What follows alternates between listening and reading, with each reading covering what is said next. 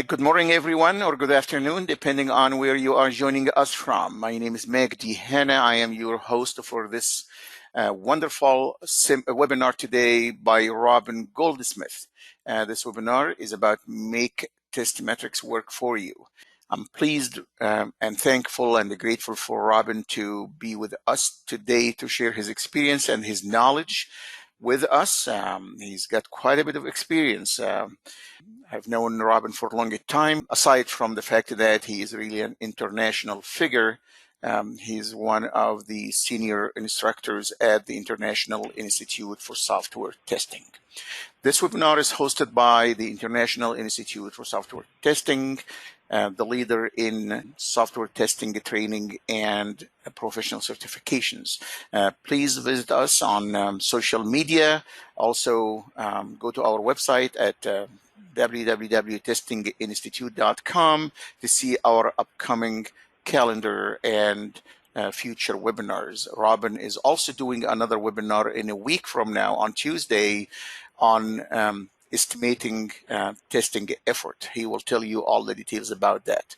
For now, and with no further ado, I'd like to welcome Robin Goldsmith. Robin, please go ahead.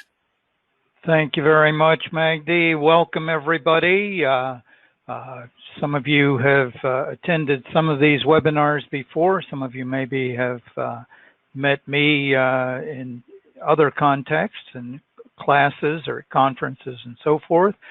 So just a brief pack of lies about me. I work in quality and testing and also in requirements and software acquisition, process and project management, metrics, ROI. Once upon a time, I actually did real work, very technical. I was actually a systems programmer, which at the time was as technical as you could get. I've had a long consulting background.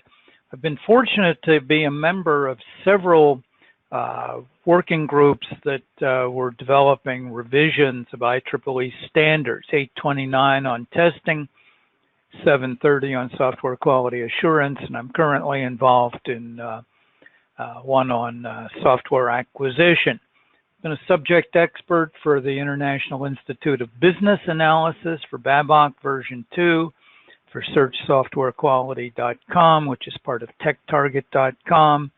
I do have a book and a forthcoming book. Okay, and so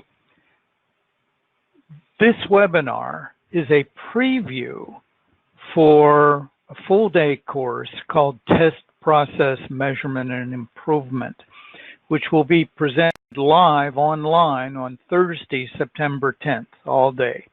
Okay, and it is part of a set of courses that each have considerable value by themselves, and if you take all 4 of them and pass the certification exam for each course, it will qualify you for earning the Certified Software Test Lead, CSTL, certification.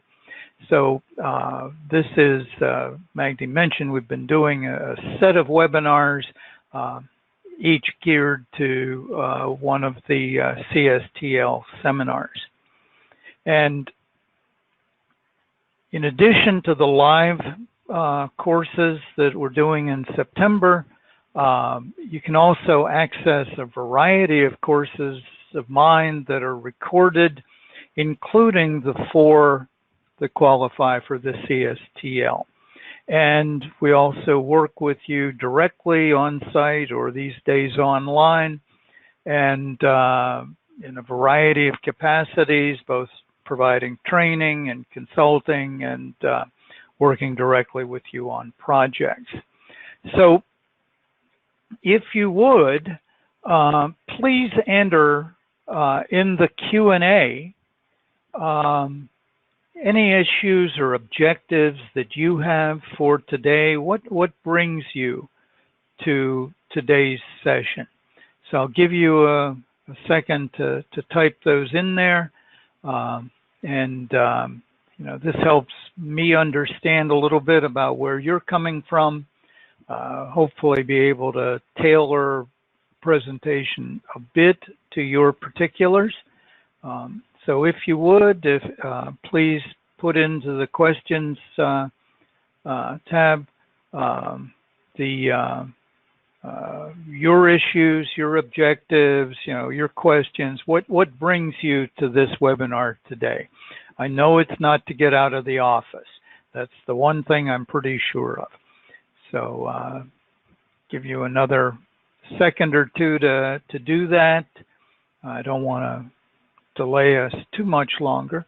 Okay, but so if you're still typing, please type, and I'll give that just a few more seconds. Okay. Well, let me share with you what I see as the objectives for today, and let's see if these are understandable. Let's see if they seem reasonable, and let's see if they fit with whatever your own objectives are. So the first thing is that we want you to be able to recognize how your real testing process determines your test effectiveness and efficiency.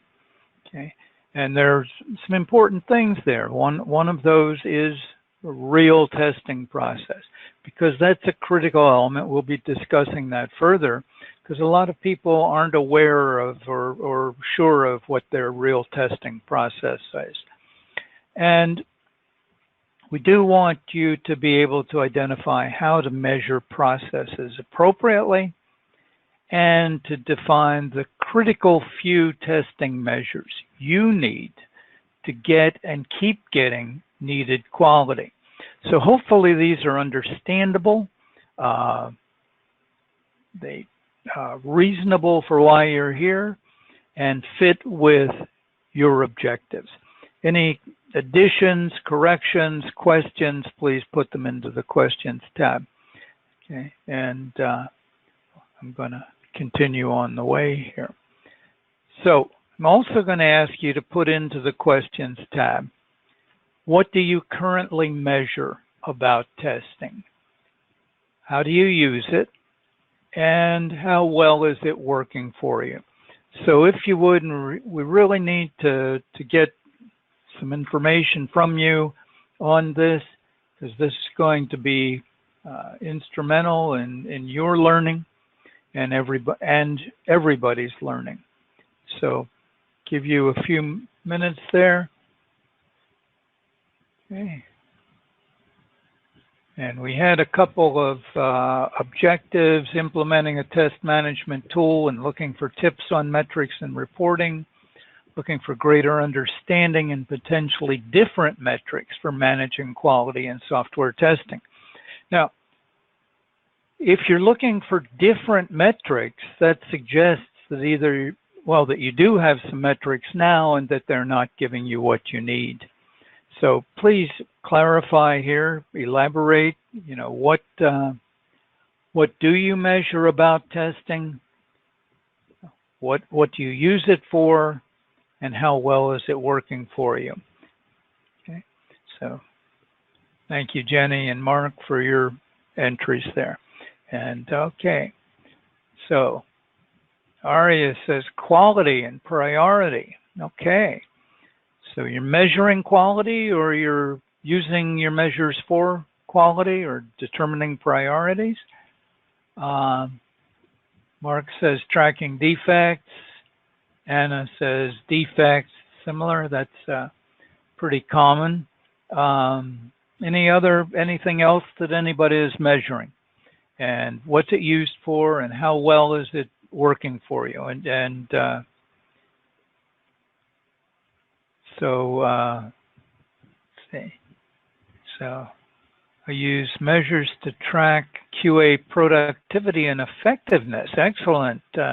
So Mitran, maybe you can elaborate a little bit on what you're doing that tells you about productivity and effectiveness. Mark says requirements coverage, percent complete, defect detection rate, test case authoring productivity, says PSKG. Okay, and So once again, test case authoring productivity sounds like how many test cases is somebody writing in a given amount of time, something like that. QA automation metrics, continuous testing metrics, agile testing metrics, says David, and test case bugs versus ad hoc bugs. Okay, and so I assume that when you say test case bugs, you mean bugs detected by the test cases that you had created, as opposed to test cases that you detected through informal tests, okay, or exploratory tests. Okay, so we're getting a bunch of good information here. Fair amount of emphasis upon defects, okay, which is understandable, okay, and so let me continue on here, because I want you to go back and examine the measures that you were just describing. And were they measures of a testing project? In other words, you're carrying out testing of some product or deliverable or system, okay? Or are they measures of your testing process? And your testing process goes across projects. Okay. So if you think about that, yeah, what do you think? Are you measuring your testing project or your testing process?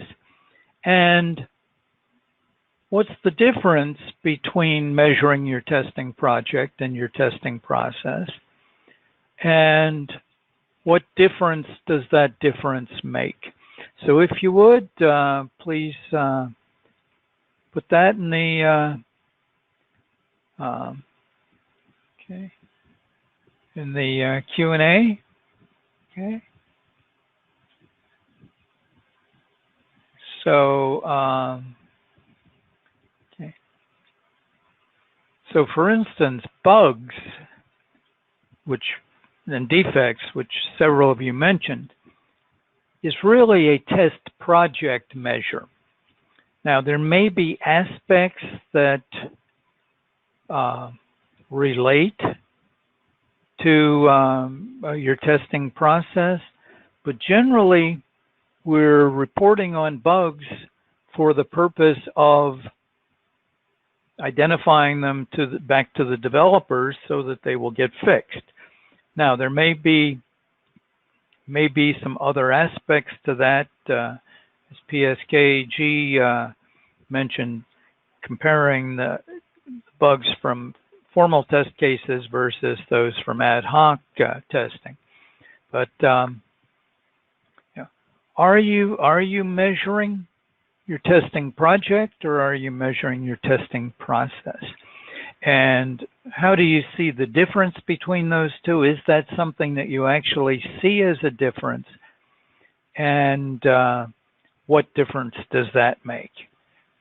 So Mark is acknowledging that you're measuring, that he's measuring the testing project and not measuring the testing process, okay, which is a pretty common experience. Okay, and so we'll give another 5 seconds here for anybody else to put that in, okay, and so that is my perception as well. So what is a process? Okay, we've used that term. So the starting point for understanding about measuring our testing process is understanding what a process is, not what a particular process is, but what is a process. Okay. So, and another Mark also is measuring project, not process, but could see how project measures could contribute to the process measurements over time. Okay, and that's an excellent point. But what is a process? Okay. You know, this is one of these terms that people use all the time and probably don't necessarily think a whole lot about what it means. So any ideas on what a process is and what difference does it make? What we think a process is or what that means to us? So if you would, put that into the queue, into the questions slot there, and we'll look for, see whether we're going to get any feedback on this one. Give another couple of seconds. Okay. So process is like the SDLC, creating, executing, bug reporting, and so forth. Okay. So a life cycle is often a way that people characterize what their process is. Okay. And to a considerable extent, that may be a perfectly adequate way of characterizing your process.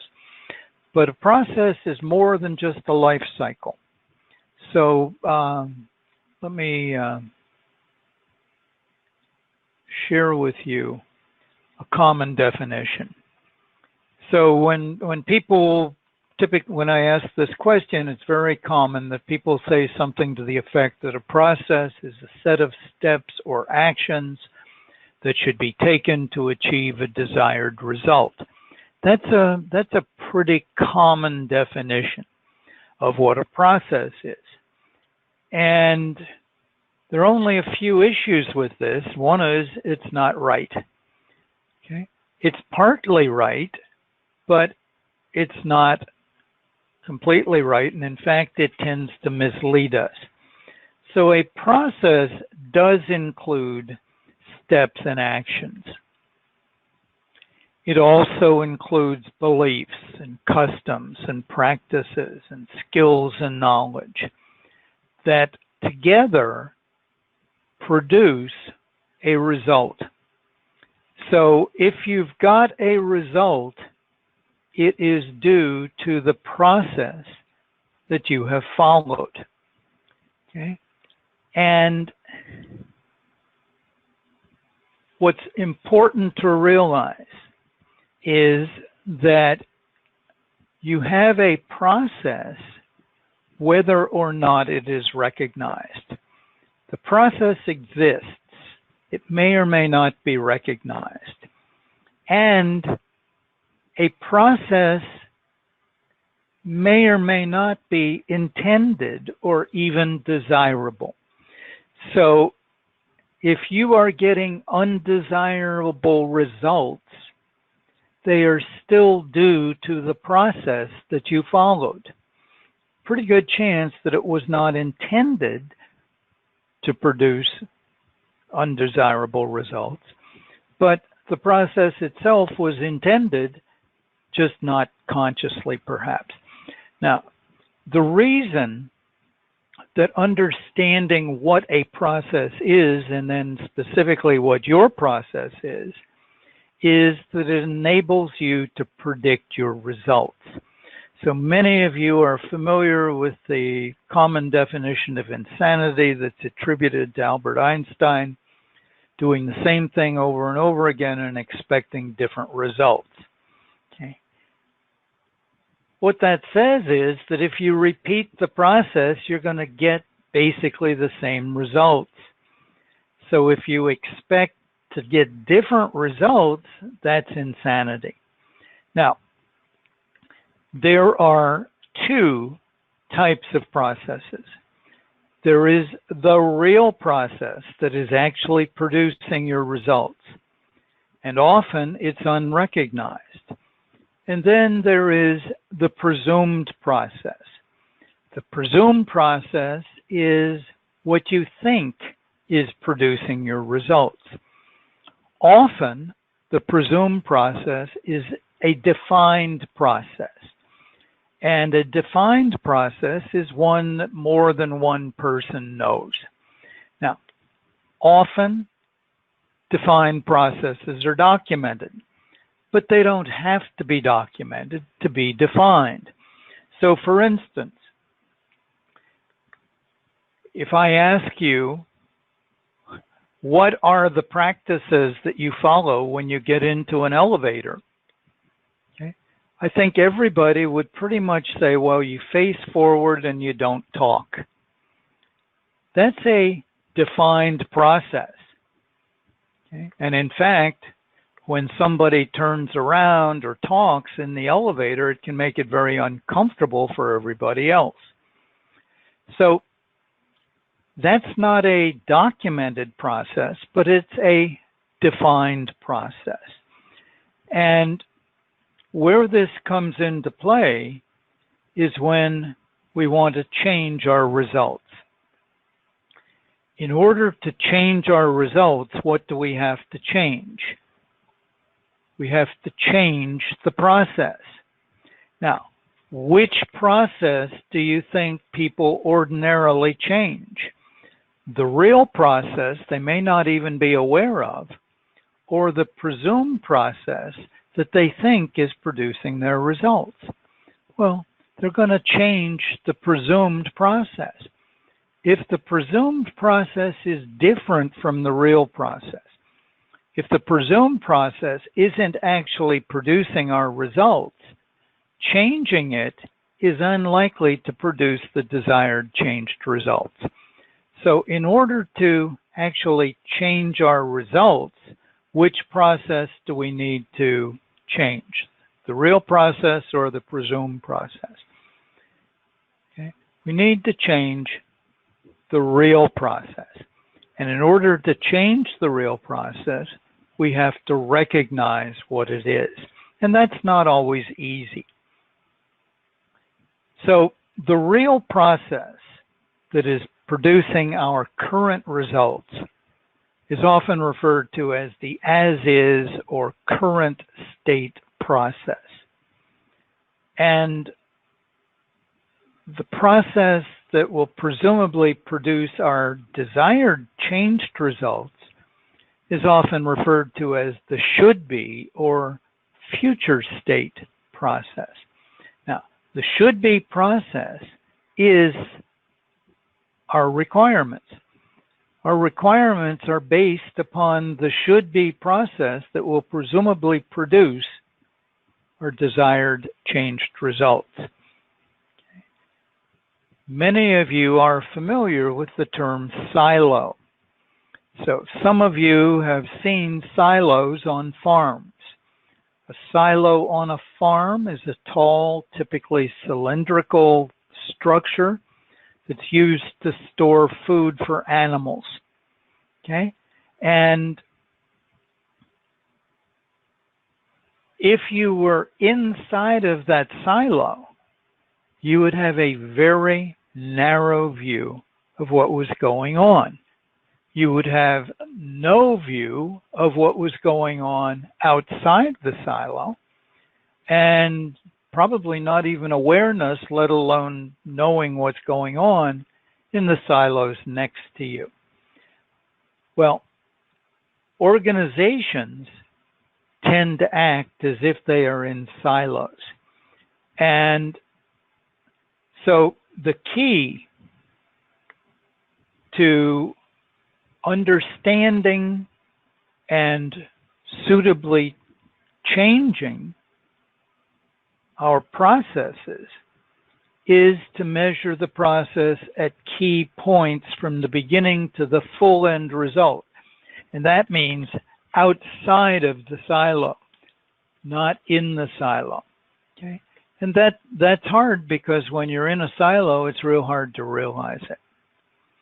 So as I think it was Mark mentioned, okay, our process determines how we do projects. Projects, in turn, determine what we will produce, how we will carry out the project after project, and in order to measure our process, what we do is we measure key points in the process across projects. Key points include results and the actions and beliefs and customs and so forth that are producing those results. So when we are measuring processes, we need to be looking at two different types of measures. We do need to be looking at our results, okay? And that includes what we're producing in terms of products and services, how much we're able to produce, how much variation we have. Okay? You know, we can measure it in terms of functionality, quality, which often is measured in terms of defects. Could there be any aspects of quality other than lack of defects? So if you want to put that in the questions box, we'll give a second for that. So are there any things about quality that don't just conveniently fall in the lack of defects column? Okay, so yeah, okay. So user experience, okay. So user experience is in some ways a measure of quality that might not be considered a defect, although some bad user experiences might be reported to us as defects. But the quality of the code, you know, the quality of the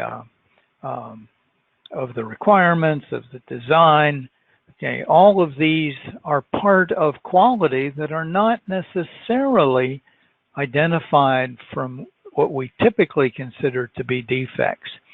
Now, the other side here is that,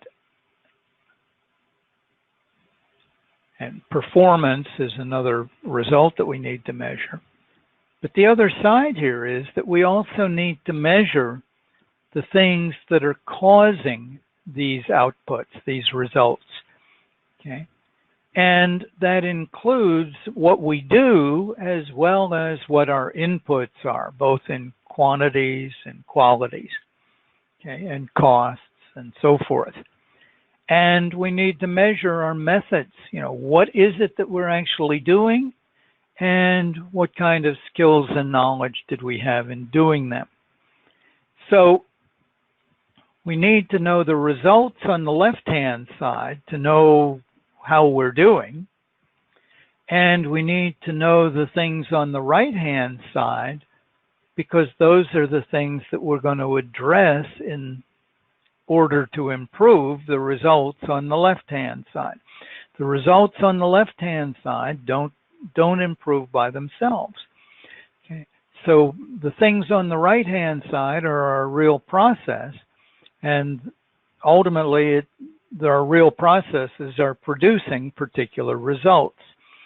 So our process determines how we carry out projects, and how we carry out projects determines our product results. Okay, and we measure the process by accumulating across projects. So maybe you can think here for a minute about and put in the Q&A, you know, what testing results would be most important for you to measure, and what causes of your testing results would be most important for you to measure. So think about those, okay? You know, and put those in the questions box if you would. Okay. Give you a few seconds to do that. Okay. So Mark said effectiveness, efficiency, maximizing resource usage, bug reporting. So bugs, which people have mentioned previously, bugs or defects, are a major result measure. Okay. Effectiveness, efficiency, maximizing resource usage are all things that cannot be measured directly, they're measured by combining other measures. So how much did we do? How much did we get for our effort? How well does that satisfy our needs? How many resources did it take to do these things? Okay, those are all measures that we need of our causes that need to be coupled with our results measures. So, so one of the issues that people that I bump into tend to encounter is that they're measuring, they're reporting defects, but they're often not measuring them, or not measuring them very much, at least not in ways that help them see what the process is that those defects reflect. So when we look at when we find out things, it's pretty well established that the earlier we find issues, the easier and cheaper it is to address them. So when we look at the development process, maintenance, changes to systems after they go into production, is overwhelmingly the biggest place for spending time and effort. Typically, a system's maintenance costs somewhere between 66 and 90% of the system's total cost over its life. And some of you are working with systems that have been in production for 10, 20, maybe even longer years. Okay. The longer a system stays in production, the higher its maintenance percentage grows as a percentage of the system's total cost. Because the initial development cost, which was probably in long ago dollars, is long ago. And maintenance keeps building up and building up and building up. So what? Well,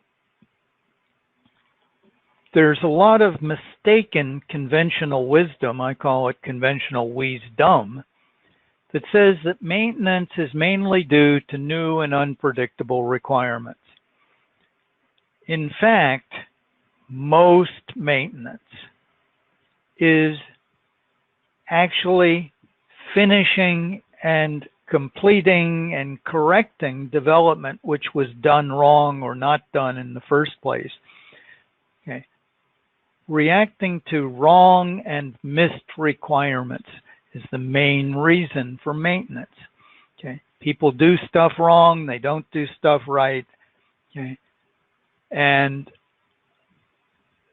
stuff that they could have and should have known but didn't. Okay. Now, when we look at errors in finished systems, about 2/3 of those errors have been there from the beginning. About 2/3 of the errors in finished systems are requirements and design errors. Okay. Requirements are wrong, wrongly interpreted, or missing. Okay. And what do developers do? They make guesses, they misinterpret, they're human, okay? As are the people that define requirements and designs. The problem is that these errors keep compounding each other. And so if there is an error in requirements and it's not discovered until after it's been built, it's easily going to cost 10 times as much or more to fix that, the consequence of that requirements error, because you're going to have to go in and remove code and modify code and add new code. Okay, and coding is just a lot of effort. If that requirements error is not discovered until production, Okay, and that's what's typically considered to be maintenance. Okay. It's orders of magnitude more expensive to fix it when it's been found after the code goes into production, because now it's just going to be harder to find that error in the code. It's longer since you've somebody's worked on it. It often involves changing other things. Data may have to be rebuilt. Other programs may be modified, and so forth. Okay, so it's pretty clear that the earlier we find a problem, the cheaper it is to fix it. And that the major source of errors is requirements. And if requirements errors are found at the time that they're created, they're just a lot easier to fix and a lot cheaper to fix than if they're found later, either after the inappropriate requirement has been converted into code, or later still after that code goes into production. Now, how do we know this is true? I think most of you can probably relate to these concepts. I think anybody who's been in the business more than about a week probably has personal experience having to go back and do extra effort to fix problems that were due to wrong and missed requirements. Okay. Now, question is, does your organization have routine measures that show these effects? Does your organization have routine measures that show the extent of these effects? Does your organization have routine measures that show the impact of these effects? And I would guess that the answer is no, no, and no. So if your organization doesn't have ways to detect what's going on, and if your organization doesn't have ways to tell the magnitude of that, and if your organization doesn't have ways to become conscious of the impact of that, then what happens? Your organization tends to keep doing the same stupid things, the same stupid ways, and getting the same bad results. Okay? Now, this is true whether we're talking about requirements issues or testing issues. And to some extent, of course, testing is the other side of requirements. So a key here is to give your organization visibility into your processes. So some of you perhaps have had the experience, or maybe you've seen about it in the newspaper, of somebody who gets a bill from the water department for $1,000, some huge amount of money. You know, maybe your typical water bill is, I don't know, $70 every 3 months or something like that. And all of a sudden you get a bill for $1,000. Well, what does that bill for $1,000 do? That puts you on notice that there's some problem that you hadn't been aware of. And with a little bit of investigation, generally people are going to find a leak, a water leak. Now, notice the water leak was occurring for some extended period of time. You didn't have any routine measures that enabled you to see the water leak or become aware of the water leak. And consequently, by the time that you did become aware of it, it was because really bad things had happened. So not only did you have to spend $1,000 for the wasted water, but the water leak probably did extensive damage, and so it's now going to be much more expensive to fix it than had you caught it when it first started. The same issues are true in managing software development, including managing your testing processes. So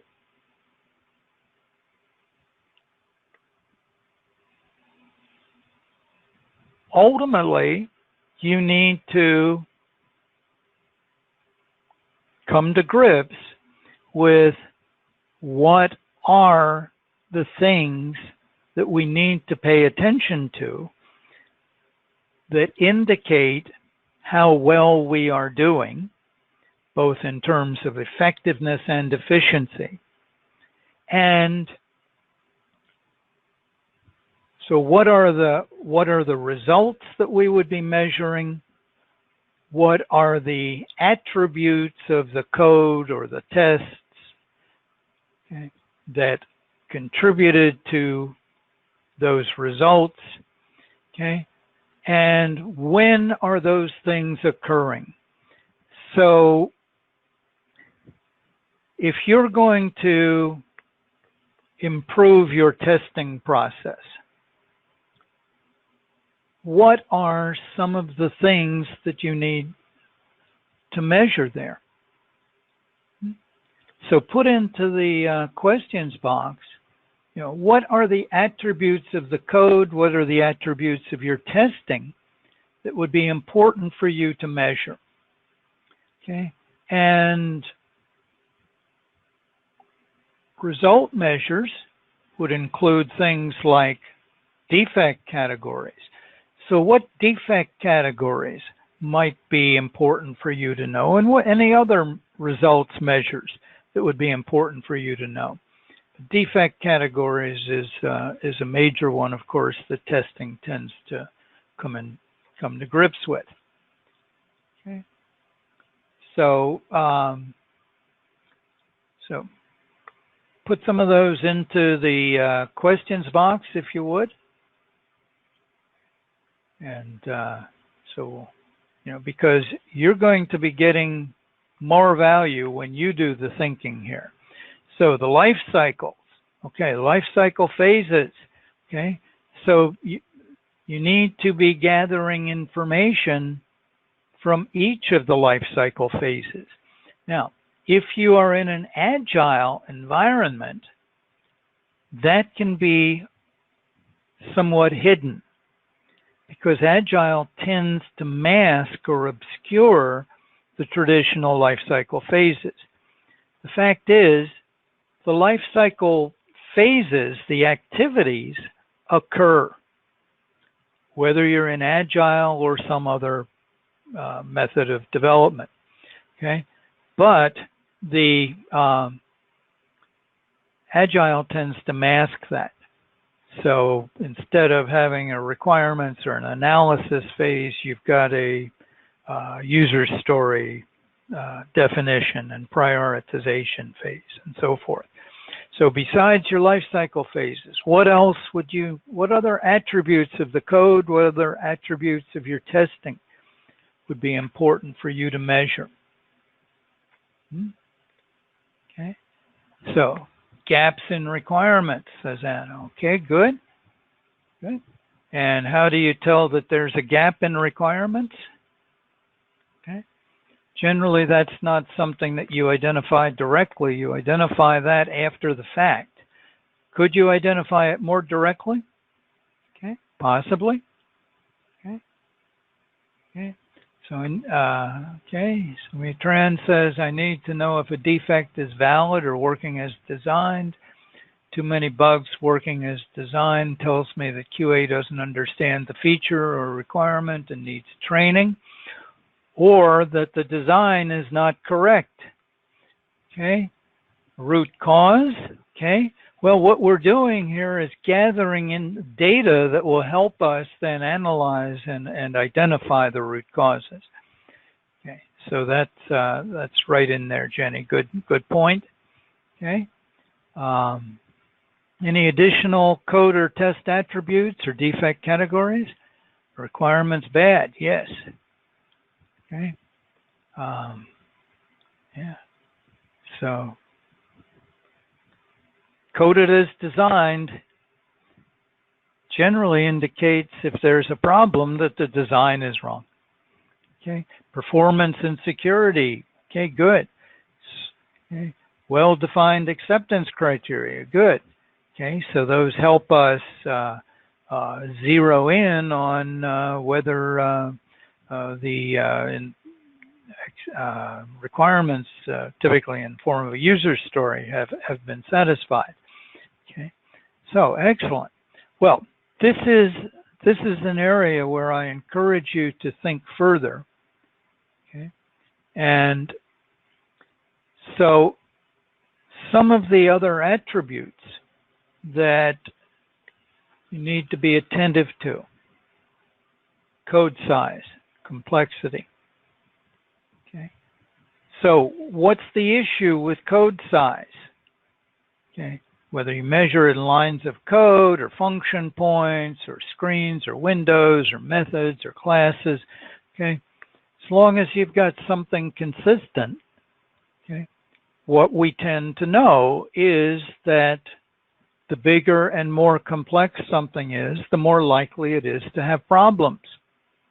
Okay, so if we are being more effective, then problems should not be increasing with code size and complexity nearly so much. The platform that we're using, the languages that are used, the environment, is it embedded, is it real time, okay, and so forth. These, is it remote, is it local, the cloud, mobile, these are all elements that contribute to understanding our problems. Is the code new or is it modified? And if it's modified, what percentage of the code that's there is modified? Defect density. Okay, now that's pretty much what a lot of you have been mentioning, although you didn't relate it to the size of the code. Defect density is number of defects relative to some measure of code size. Okay. And the thing about defect density is that then that normalizes the measure and allows us to compare to other instances. And when we start becoming conversant with defect density measures, then we're in a position to start projecting the defect densities that we expect for a given type of code. And those projections are based upon a past history of experiences with code of similar characteristics.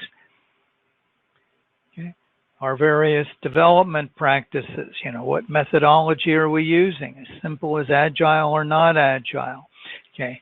Are we doing, some technique like RUP? I don't think people are using RUP anymore, but as soon as I say that, then somebody says, oh no, we use it, or we know somebody who does.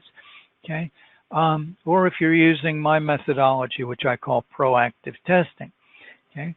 Now, the methodology that you're using is going to have an effect, or should have an effect, upon the presence of problems, the efficiency, effectiveness, your resistance to new difficulties, and so forth. Okay. Requirements once again tend to be the bad guy, and they very seldom are measured or identified adequately for useful analysis and improvement, and the criticality of the system or software. So there's a pretty good chance that if you recognize that something is critical, people tend to pay more attention. They tend to take greater care. Okay. Conversely, for things that aren't so critical, people tend to be more haphazard. Okay. So how do you measure incoming quality and outgoing quality? Outgoing quality is usually measured in terms of defects. Okay, and we said that there are other measures of quality that can also be important. The issue here is that most folks are not measuring any kind of incoming quality. They're not getting a handle on all those causes of their outgoing quality. That you need to make both of those visible. Okay. You also have to pay attention to the types and levels of testing and coverage. The breadth, okay? How many of the functional requirements are being tested? How many of the features are being tested? Which of the various components? Which of the business requirements? Traceability matrices can help in this. Depth, okay? So breadth is relatively easy to measure. Depth tends to be much harder to measure. And so then you get into, for instance, how deep into use case scenarios did we go? Typical, if you're familiar with use cases, people typically test the happy path and one or two alternate success paths and one or two exception failure paths. And problems occur in all of the other alternate and exception paths that haven't been identified. Okay, are we designing our tests? Are we planning our tests? Have we identified the relevant test conditions? Have we done that from a black box standpoint and a white box standpoint? Those are more than we can get into here.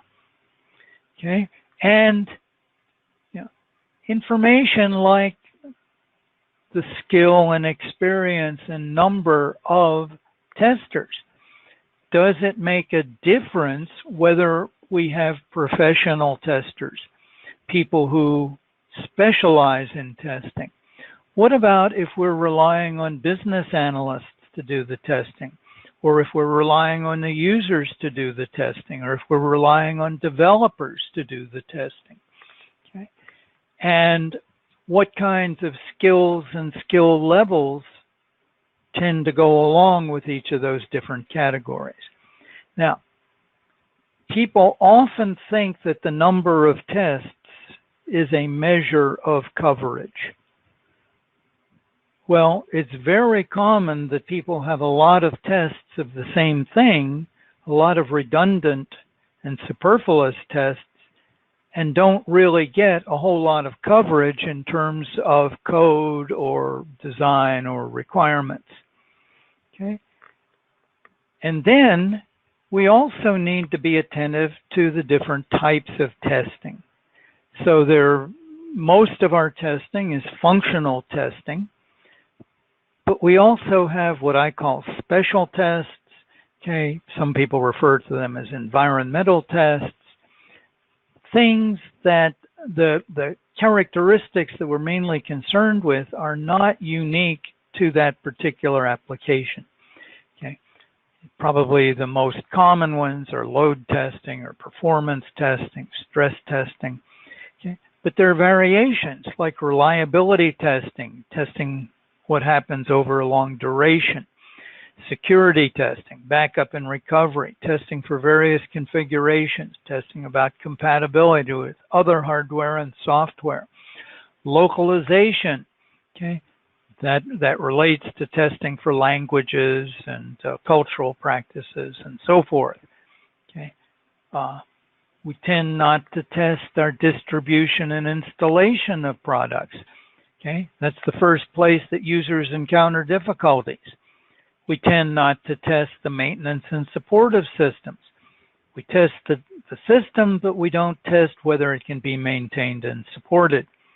Okay, and Capers-Jones estimates that at least 25% of errors are differences between the documentation and what the system actually does. Okay, and things like usability and so forth. And is the test manual? Is it automated? Is it scripted or exploratory? Okay. Are we doing unit tests or integration tests or system tests or user acceptance tests? Are we using test-first development? Are we using behavior-driven development and so forth? Each of these are additional causal variables that need to be taken into account. So we've dumped a lot of information on you. Let's see whether we've done anything here that we promised to do. So, have you seen how your real testing process is what determines your test effectiveness and efficiency? And that your real testing process is often different from what people presume your testing process is. And how to measure processes appropriately. You measure processes by measuring across projects that apply those processes or are driven by those processes. And we've identified a number of critical testing measures. Okay, you can question whether we've identified only a few. The fact is, if we had a second hour for this presentation, we would have had 10 times as many. So yes, we identified a lot, but they still represent a relative few compared to the potential possibilities. So hopefully we've addressed your objectives, okay? And so I just want to remind you that a week from today, same time, same place, I'm going to be presenting the fourth webinar in this series, Secrets to Reliably Estimate Test Time and Effort. And I'll also remind you that today's webinar was a preview for our full-day seminar called Test Process Measurement and Improvement. It's going to be live online Thursday, September 10th, all day. Okay? And I'll point out that each one of our full-day courses provides considerable value by itself, but you get additional value if you take all four and pass the certification exams for each course, because then you will earn the Certified Software Test Lead certification, okay? And that's a real payoff. So Magdi, do we have any questions? Anything anybody wants to raise here? I am looking here. I believe he addressed everything. So if anybody has any additional questions, now's the chance. Put them in the questions box, and we'll see about that. I'll stick around for a couple of minutes here. Okay. In the meantime, I want to thank Robin very much for his time and his effort and his expertise. We always enjoy his webinars. Thanks for everyone who attended with us today. And this webinar is being recorded and will be available on the Testing Institute website sometime middle of next week. Thank you all.